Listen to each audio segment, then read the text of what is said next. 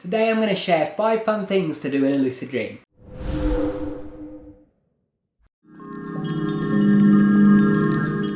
Hey guys, welcome back to Tipharot. It's me Matt here, and today I'm discussing the different fun things that you can do in a lucid dream. A lot of people get lucid and they're just kind of clueless because there are so many possibilities they don't know where to start. So that's what I want to try to do today, is to give you some ideas of where to get started. Now, don't just rely on just these ideas, use your imagination. There are so many possibilities when you're lucid dreaming that, the sky's the limit. In fact, there is no limit. So, use your imagination, be creative, and you're going to find lots of things to do. But let's get on to 5 different things that you can try. 1. Flying. It's simple, it's relatively easy to do once you figure it out, and it is exhilarating. It is really, really fun to fly. We can't fly in the real world, okay, we can do things like skydiving or hang gliders or stuff like that, but we can't just float up into the sky or zoom up like Superman and fly around the world. We can in a lucid dream, and it's really, really fun. 2. Interacting with fictional characters or locations. This is one of my favourites. I did this a while ago for the first time. I actually went to a world from a video game, and I was inside it and I could touch the actual textured floors and everything just felt so weird and was so strange, and I loved it. It was so different from a standard lucid dream where I was interacting with what seemed like the real world, because this didn't seem like the real world, and yet I could still touch things. I had a sense of touch. That's something you don't get, for example, in a video game. And I was in this video game world and I could touch things. And they didn't feel like real objects, they felt like video game objects, but it was something new. It was a sense of touch that I'd never felt before. So try it out. Pick your favourite video game, or your favourite book, or your favourite movie, and visit a place from there. Interact with some of the characters from there, see what they're like in your lucid dreams. 3.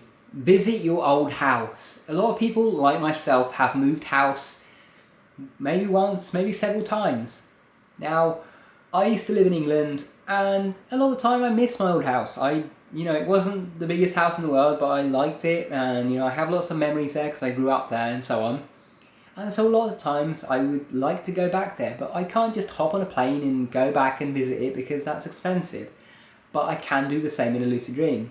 And I can go there and it really is like being in my old house. I can lay on my bed there and it feels like I'm really there. I can look through my bookshelf, flick through the books, and it feels like they're real books. I can walk around and it is like how I remember it.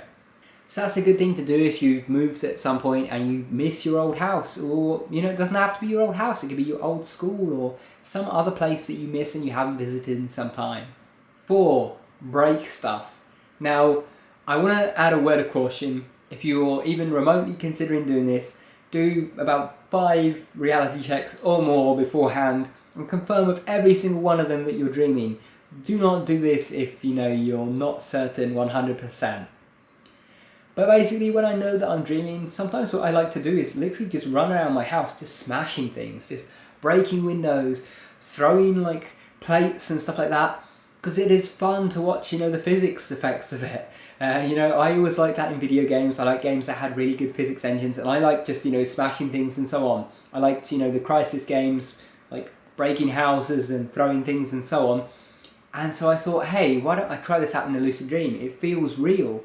So that'd be really cool. And I did that, like breaking glass in a lucid dream. You just see it shattering everywhere, you hear it, and you can't get all cut up, and you don't lose one of your glasses. You can take one of your glasses in a lucid dream and smash it, and that glass isn't gone in the real world, so you haven't lost anything. But that is, of course, why I say that you need to do reality checks first, because you don't want to think that you're lucid and end up smashing all your cutlery and all of that. Tip number 5, change your physical size. Either grow really, really large or shrink really, really small, and wander around the size of an ant or the size of a giant and see how that changes things. I hope you guys have enjoyed this video, and if you did, remember to subscribe up there for more. Also, if you want to support the channel, which really, really means a lot right now, then check out the Patreon page. Thank you guys for watching. Take care.